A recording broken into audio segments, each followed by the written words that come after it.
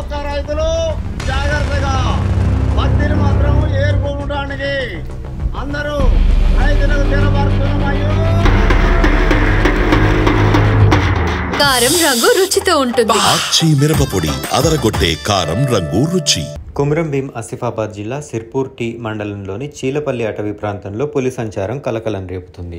శుక్రవారం చీలపల్లి అటవీ ప్రాంతంలో ఓ లేగదూడపై పెద్ద పులి దాడి చేసింది. ఈ దాడిలో లేగదూడ మృతి చెందింది. గత 4 రోజుల నుంచి కనిపించని పులి ఒక్కసారిగా బయటికి రావడంతో సిర్పూర్ మండల ప్రజలు భయాందోళనకు గురవుతున్నారు. అటు మరోపక్క మంచిర్యాల జిల్లాలోని భీమిని మండలంలో పెద్ద పులి సంచరిస్తుంది.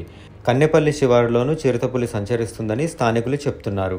మంచిర్యాల జిల్లా భీమిని మండలంలోని చెన్నపూర్ గ్రామ శివారులో రైతులకి పెద్ద పులి కనిపించింది.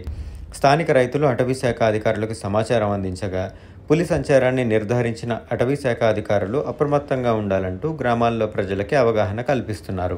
వ్యవసాయ పనులకు వెళ్లొద్దని హెచ్చరించారు. గ్రామాల్లో డప్పులతో ప్రచారం నిర్వహిస్తున్నారు.